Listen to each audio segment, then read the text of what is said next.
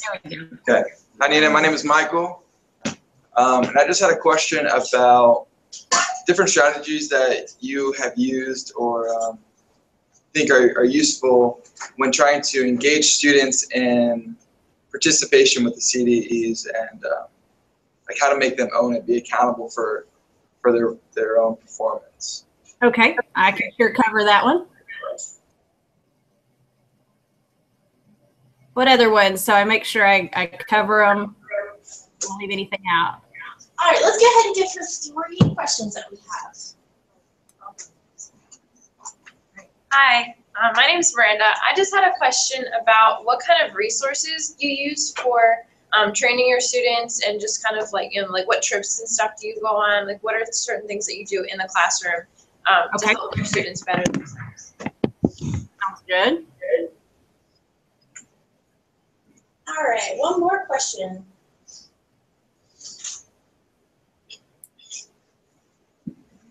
Thank you, Mason.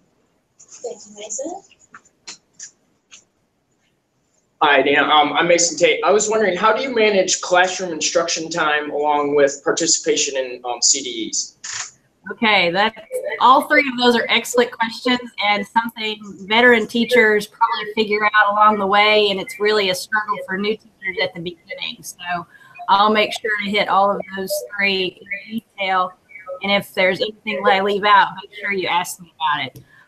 I guess beginning the discussion, I'll ask you as a group, what do you think the purpose of CDEs are? You don't have to come to that. So you can just I develop leadership attributes. Okay. Career readiness. Okay. Anything else? Your skill set. Good. All right, so you have kind of a general idea of why teachers use CDs and what they're for. I will tell you, in this job, it's been enlightening.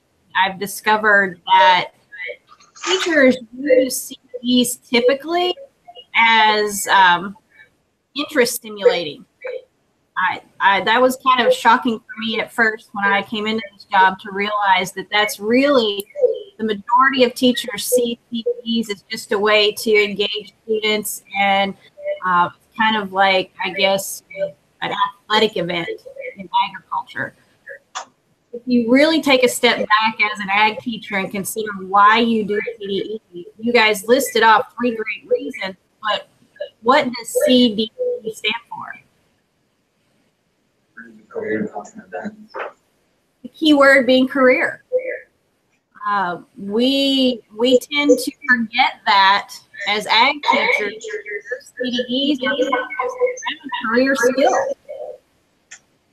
So as you begin your job, your career as ag teachers, try to remember that we can still use them to stimulate interest and engage students, but in the back of your head, you should always be thinking about these are related to career areas, and it needs to be focused around pointing kids in that direction.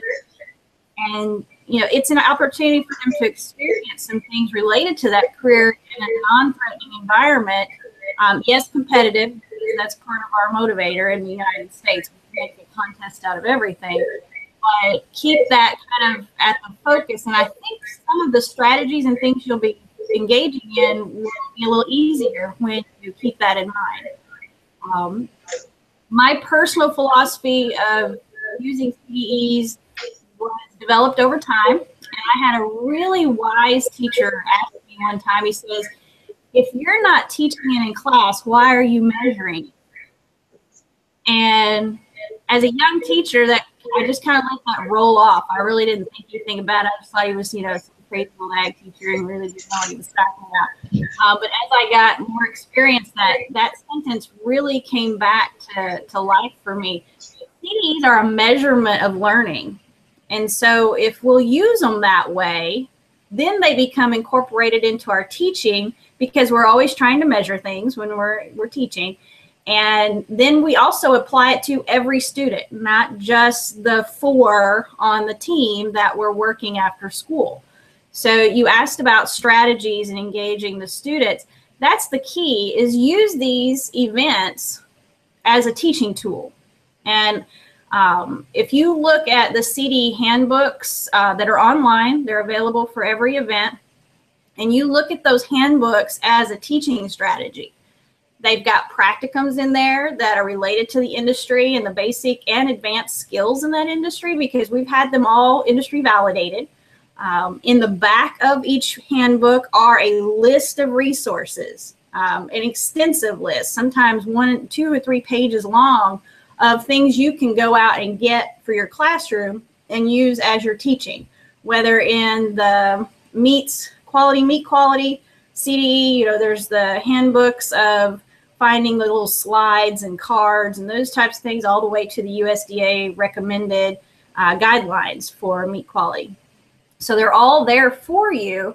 You just have to go get them. You know, it's no secret. We want everybody to use this. But if I'm using it as a teaching tool in class, then I've got all these resources available that I didn't have to go hunt. I might have to go purchase some of them because they're not all free, but it's all there for you. And also, as a teaching strategy, if I'm using those practicums as lessons in class, then every kid in my class gets to learn that career path. They get to learn that experience versus just the 4 that I spend time with after school or before school or lunch or on weekends or whatever. So that's probably, you know, if you're not teaching it, why are you measuring it? So if I'm not teaching meat, I'm probably not doing that CDE. If I'm not teaching nursery landscape, I'm not doing that CDE.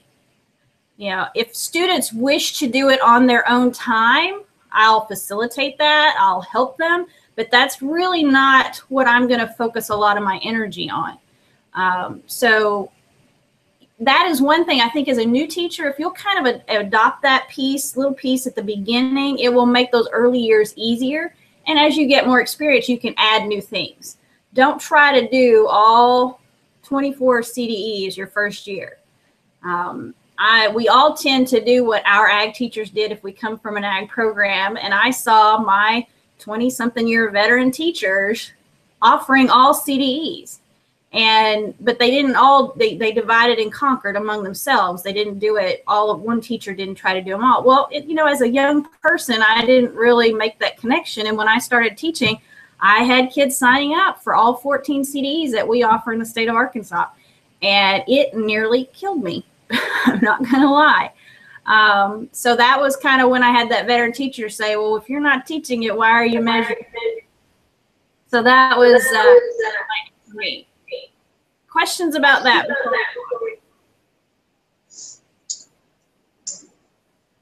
Yeah. I have a question. Yes. So you mentioned that you used other ag teachers who were involved in preparing the students. Mm-hmm. What if you're in a school where the ag program is small, so there's maybe you and then maybe one other ag teacher, and there's more interest in different, do you restrict the amount? Do you say like, well, okay, we're only going to compete in 4 CDEs, or do you let the kids do it and just sort of work it out? Well, I was a single teacher. I was a regular teacher. And yeah, the first year I tried to offer all 14 and we stunk at all of them. So after that, I started narrowing it down. First, I said, what am I good at? What do I know? What am I teaching? You know, that it's not going to be extra work for me. So I kind of narrowed it down. And honestly, the ones that we didn't do, I didn't have any kids throw a fit. You know, they didn't say, oh, Miss Crutchfield, how come we're not doing this CDE? I didn't have any of that. Now, I came from a program that was pretty much in the toilet. So if you come into a program where they're very heavily traditional win-win-win CDEs, you're probably not going to have that luxury. You're going to have to offer some CDEs that you may not be good at or know anything about that first couple of years because it's been done that way forever. And when that's the case, probably my #1 strategy is find an expert who's good at it.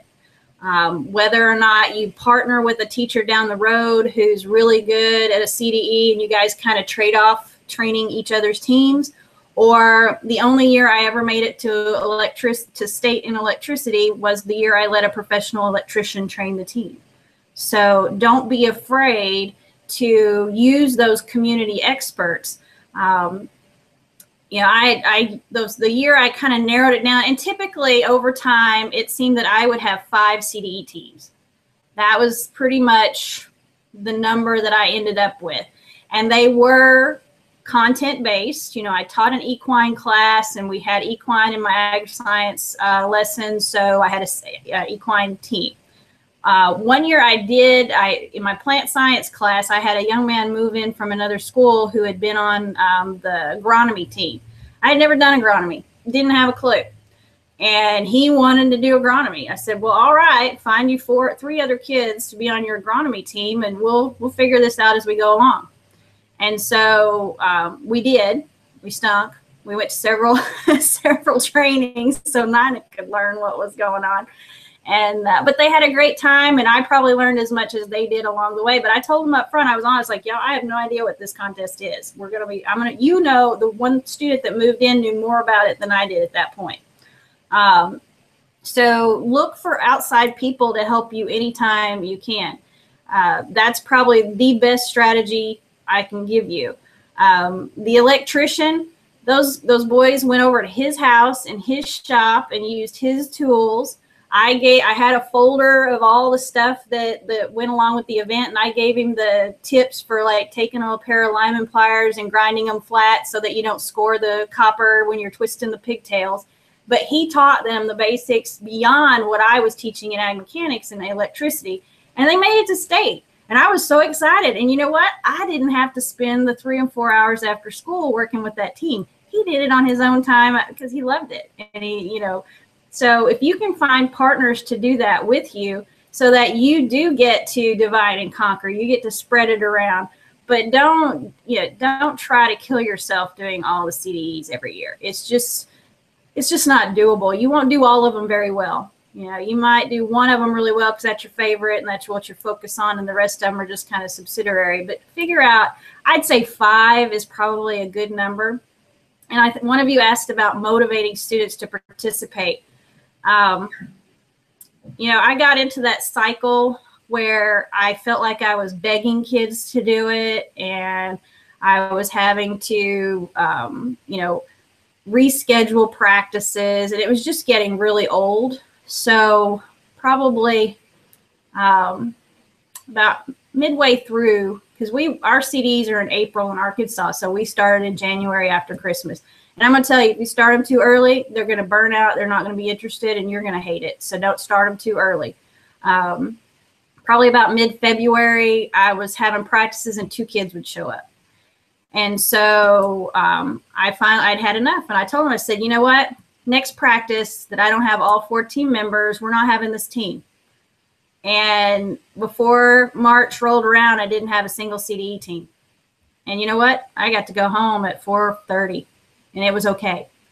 And the students fussed a little bit. I mean, I had 1 or 2 go, oh, Ms. Crutchfield, we promise we'll do better. We'll come. I was like, nope, you burnt that bridge. We're not doing it this year. So the next year rolls around, and you know what? They all showed up for every training, never missed a beat, and we went to the contest. So sometimes you kind of have to draw that line in the sand and say, it's okay. I'm not a sorry teacher if I have to teach them a lesson, basically, that you commit to something, you're on time, because those are even the better skills we teach students. Beyond the career piece of content, we teach them to be on time, to show up and be accountable, and those types of things. So it wasn't me being ugly, it's just them having to come to that realization that the real world works that way. But if you're using it as part of your classroom instruction, then the trainings before school, after school, at lunch, or whatever are an extension of that. And that also makes the trainings more meaningful. As opposed to me spending all my time on the basics with 4 kids, now everybody in that classroom is getting the basics, and then the 4, 8, 10, whatever that want to try out for the team get to do the extras beyond classroom instruction. So that's another strategy there. There's one teacher I know, veteran teacher, moved to a new school. Couldn't believe he was doing that late in his career. And he kind of had an epiphany. He had livestock training for 30 kids every afternoon. I said, Mike, oh my gosh, how are you managing 30 kids? He said, it's great. It's the best thing I've ever done. How are you going to narrow that down? We'll have contests at school for the 4 that get together. But every kid is learning the skills of livestock evaluation. I thought that was a really cool way to do it. Other questions about it? All right. Do we have any questions over there? I have one. You mentioned about bringing community members in to help coach the teams. What are some like kickbacks you think you'd see from that, whether it's school district policy or parents or like them needing clearances, stuff? Always follow your school policy on whatever that is. If your school requires volunteers to be registered and they have to go through a training, which some schools are doing nowadays, then by all means, you want to make sure that happen. My students built themselves to the electrician house. He followed safety. Good listen. He didn't make them wear safety glasses like that. And one of them cut a piece of wire and it flipped up and it caught right in the corner of the boy's eye. Luckily, nothing bad happened, but it scared him to death. And so it was good that they came in the next day and said, oh, well, Ms. Crutchfield, we're wearing safety glasses now. I said, well, you should have been wearing them to start with. What happened? Well, we were messing around. We forgot. And they told me what happened. So you do, with your volunteers, want to have some conversations about safety, especially the ag mechanics and things that they would be doing. Livestock safety, if you've got somebody training some livestock teams for you. Because, you want to make sure that you're covered. If Dr. Foster hasn't shared with you the OSHA safety training, it's $50. You get certified in agriculture safety. There's some online learning modules. You take the exam. I highly recommend that any of your volunteers that are doing anything with you take the training. And of course, students make that part of their agriculture education experience because as bad as it is, CYA, we have to do it. So you want to make sure that they're safe, but always follow your school policy in whatever that regard is with the use of volunteers. I have one more question. Yes. You mentioned that you teach the content that the CDs are based on. Do you teach all the content of every possible of the 24 CDEs, or do you adapt your curriculum to the students' interests? Well, since I only had 5 CDEs, they were aligned with probably 5 classes I taught. Maybe a little crossover with the agri-science because it's a general one. You hit them all that first year. I never taught forestry, so I never had a forestry team. That's pretty much my suggestion for you. If you're not teaching it, don't worry about the content in the CDE. I know I like to give Dr. Foster a hard time because I know Parley Pro is his big deal. But, there are a number of CDEs that cross over, that can be taught in every class. And parliamentary procedure is one of those. And those are transferable skills that can be used in any career. Public speaking is the same way. Creed to a point, we do creed with our new members.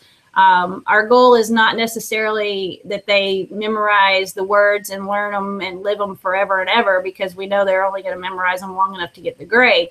Our purpose in the creed is to get them up in front of their peers and speak. So there are CDEs that are transferable no matter what your content, but those heavy content ones like meat quality and products or milk quality and products, if I'm not teaching that in class, don't worry about it. Move on. If you've got students who are interested in it, let them work on that on their own time. You can facilitate that, but let them know that that is not an area you'll be concentrating on because it's not a career area in your field. We don't have hardly any dairies in our state anymore. I would never have had a dairy cattle team for that reason. There's no career opportunities in this state for it. Because, keep in mind, career development. Look at your community, knowing that all these kids are probably going to live within 50 miles of where they grew up. What career skills do they need? There's no dairies around here, so therefore I'm not going to focus on dairy. I'm not going to have a class in it. I'm not going to teach, all the different parts of a dairy cow and how to to look at the udder properly and look at EPDs and all those kind of things. Might do it in the livestock piece because we do have beef cattle in our area and a few hog farms and chicken farms around. So you've got to apply that. So look at the big scale, thinking careers. Your instruction should reflect what's needed in your local community. Students' SAEs should follow along those same paths, and your CDEs should be that connection as well. Because if you look at the three-circle model, you've got the instruction, the SAEs is the practical application, the experiential learning, and then FFA activities are our motivator.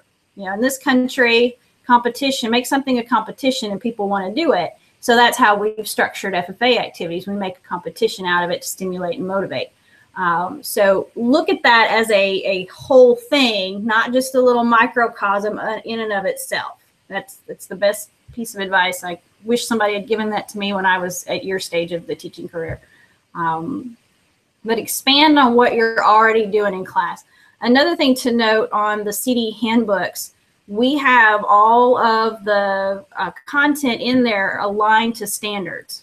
It's mapped out, aligned to national AFNR content standards, and those in turn are linked to Common Core.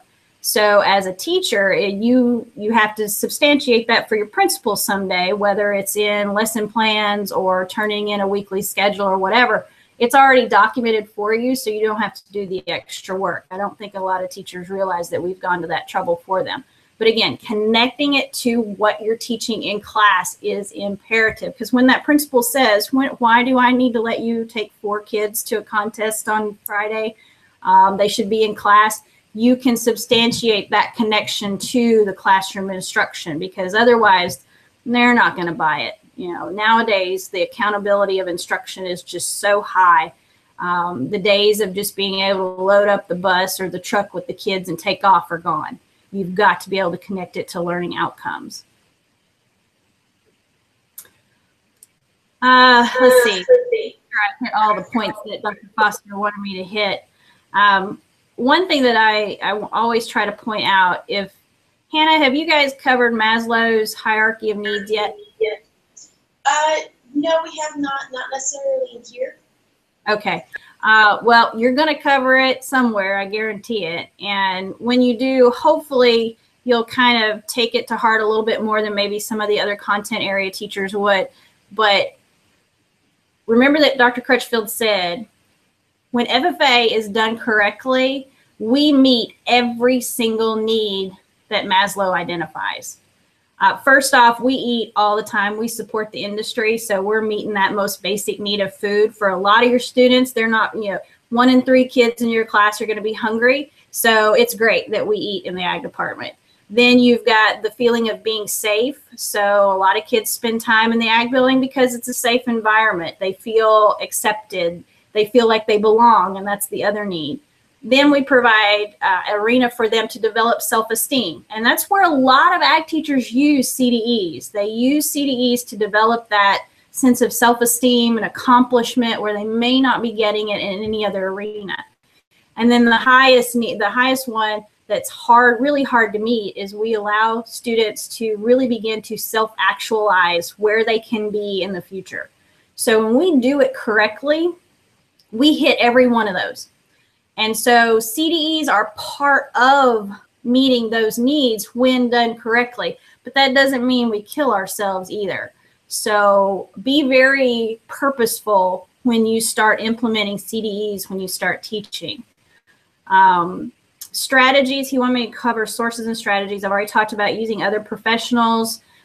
Whatever CDE or print off that handbook. I don't know what your resources in Pennsylvania for your state events are, so I'll have to let the people in the room take care of that. But print off those national handbooks and start using them. They're outlined in practicums. You don't even have to come up with lab activities because they already exist for you in most of those CDEs.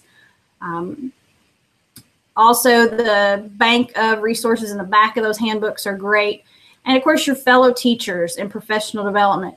You're going to start getting the opportunity, if you're not already in your pre-service experience, but once you graduate and get a job, going to professional development, your fellow teachers are some of the best resources for learning how to do things. That's where I learned to do the electricity CD, was from 2 other ag teachers. You know, we steal and borrow, I share ideas all over the place, and that's one of the great things of our profession that other teachers don't get, is that we are a family and we share those things. Now, I'm not going to say that there's not some teachers out there who hold tight to all their secrets and they don't want to share them. There are going to be those. Just move on. Find the ones who are willing to help you work on things. And you know, you're going to spend a lot of time together while kids are off doing other things with the teachers that are your peers, and they're a great resource to share ideas and thoughts. And you get to know them pretty well. So make sure you do that. Then he wanted me to talk about pitfalls real quick. I already said don't try to do them all. That's probably the number one pitfall. We think we have to do all the CDEs and offer all of them for every kid, and that's not the case. Think about how are you going to measure success? Okay. We often tend to measure success in competitions by how well the kids place. I don't recommend using that as your measuring stick. Okay. When you start doing that, then you're doing it for the wrong reason. Your measurement of success should be pre-event training. What did they know when they started? And then when you get done, what do they know when you finished? And all of that learning that occurs in the middle, that should be your measurement of success. Okay. And if you'll approach it that way, then winning is not going to be as big a deal for you. We have a lot of teachers that burn out because they're chasing that winning plaque when they should be chasing learning outcomes. And then the other pitfall is just failing to incorporate it into your instruction, keeping it as a separate entity, and it's something extra to do. That's when you start to have teachers really burning out over that. So I think I covered everything Dr. Foster wanted me to, so I probably have stimulated some extra questions. So let's finish out our time with trying to answer anything you want to know. I think Dr. Foster's hot seat there.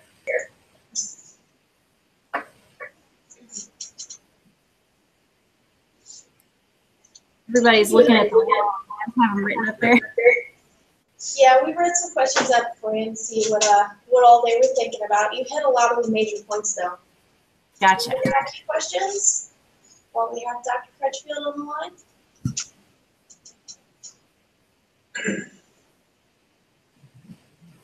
So how different is that from what you guys thought at the beginning?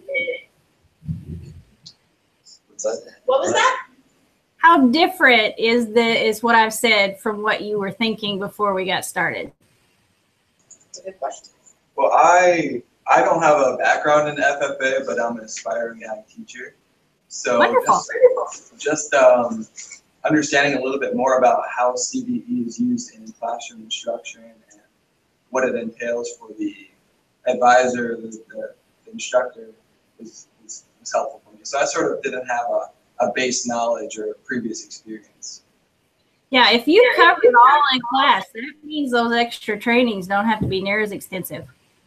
What about somebody with a background in maybe FFA or CDEs? What did you guys think from a teacher's perspective or a future teacher's perspective?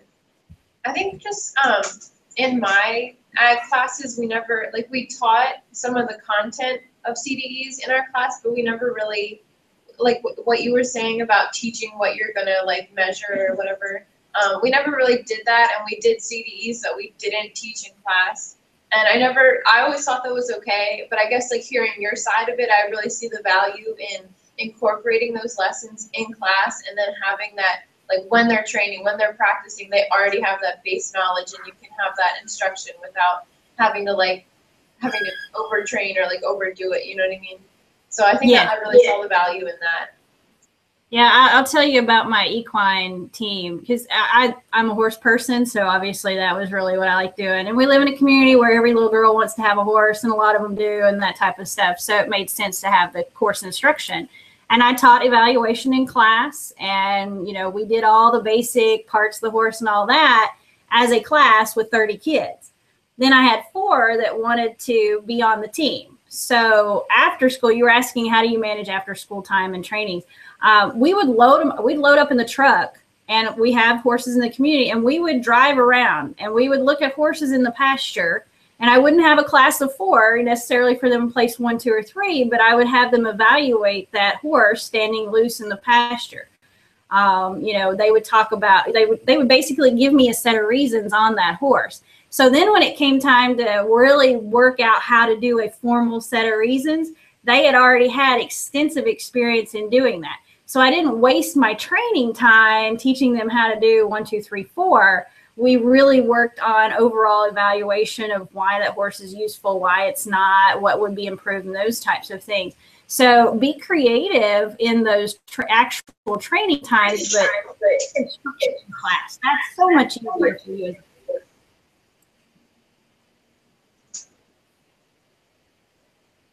Any more observations?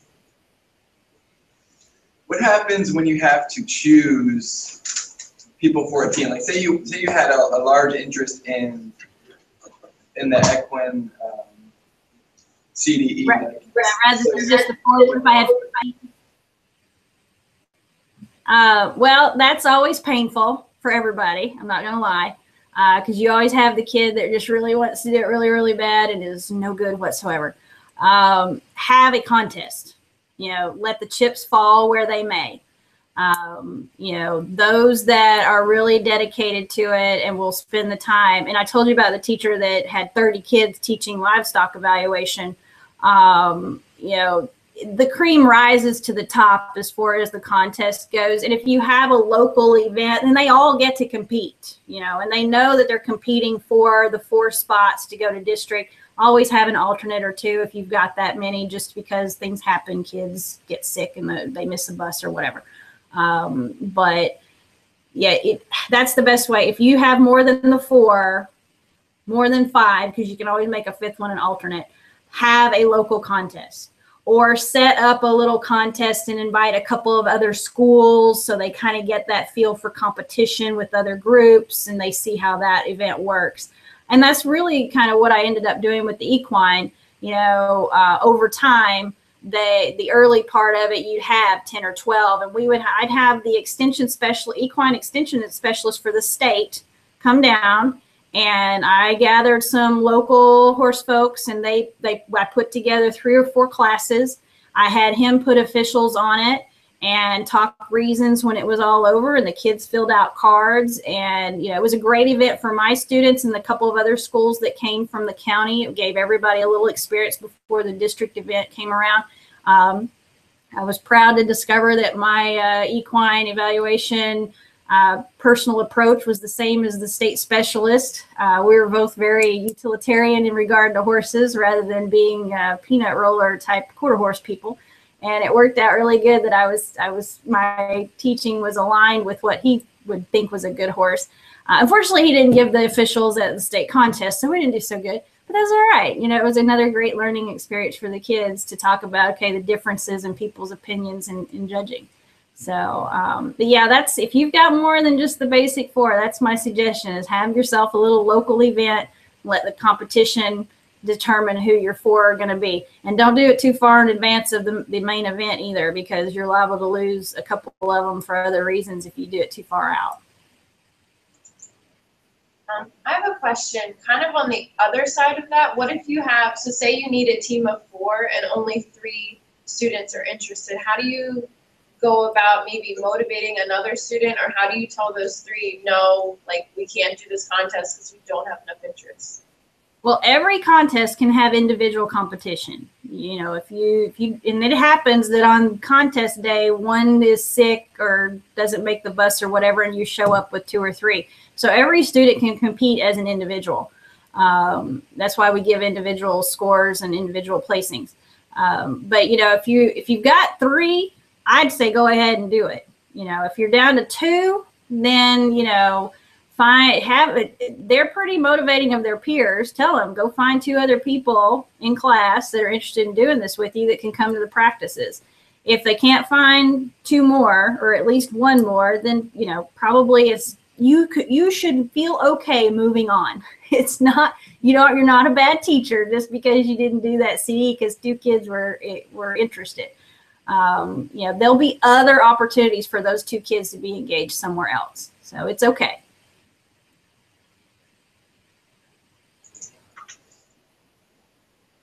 Anybody else have a question? Anything else you want to know? I will say that if you're excited about the topic, you're not going to have any trouble finding kids to do it. If it's one of those topics you're like, yeah, whatever, then the kids aren't going to be motivated any more than you are. So just know that. Dr. Foster, I don't doubt, could probably field 3 or 4 parliamentary procedure teams because he is so passionate about it. He gets so excited talking about it. It makes other people excited about it. And trust me, parley is not that exciting.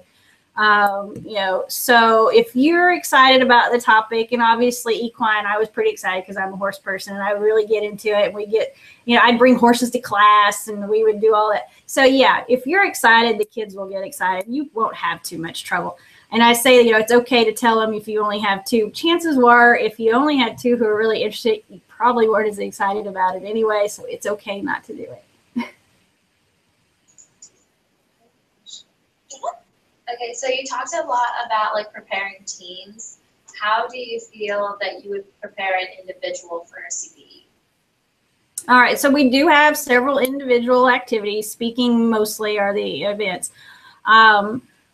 You're giving students the opportunity to do speaking in class, hopefully. That's not just a one-time, they learn the creed and they're done. Hopefully you're giving them opportunities through classroom instruction to practice speaking skills regularly. So it's across the curriculum, it's no matter what class, and you've got the one student, you're like, yeah, you'd be a really good prepared speaker. That's going to take some time outside of class. They're going to have to write the speech, and then you're going to have to help them practice it. The more times you can get them in front of other people besides you saying the speech, the better off they're going to be. So if that's a teaching partner, if it's the custodian because they're cleaning the ag shop that afternoon, whatever, get them in front of other people. I had a creed speaker who was just not putting her 100% into it, I didn't think. And so at the end of the year, because our convention's after school's out, at the end of the year, we always had a teacher lunch. All of us would bring food, potluck. And I said, you know what? I need you to practice. I need you in front of a group of people. So you're going to deliver the creed at our teacher lunch this afternoon. And oh my gosh, she kind of freaked out a little bit. I said, this is no big deal. If you can do it in front of all these teachers, you can do it anywhere. So she came, and we were all in the cafeteria. We all had our food and everything. And I told the teachers, I said, just indulge us. She needs to practice. She left out an entire paragraph. Of course, the teachers thought she did great, gave her applause, and told her how wonderful she was. I was like, don't tell her that. She left out an entire paragraph. They didn't know that. But it was a great experience for her to understand she was not doing what she should be doing. And so sometimes you got to kind of hit them over the head with a hammer a little bit occasionally, but give them opportunities like that. I've had students deliver their speech at a faculty meeting. My principal was kind enough to be flexible enough, and everybody was glad because nobody wanted to really listen to all the details that he had. So it was exciting for them to hear a kid give their speech. Community organizations, Rotary clubs, all those kind of things. Put them in the situation that they're going to be in as close as you can in that competition, and that will prepare them. And you can always, for the speaking events, the questions, you can have canned questions ready to go and distribute those among the audience and have them ask the questions so you're not doing it. But that's probably the easiest way once they're to that point. Prior to that, it's just a matter of working them through it, giving them suggestions. Hopefully you show them also other speakers. You know, I'm a recipe cook. If I can see somebody else doing something, I can do that. And a lot of students are going to be that way. So videos, we have most of the time, we're videotaping all of the events these days. So they're available online. Show them students doing what you want them to do.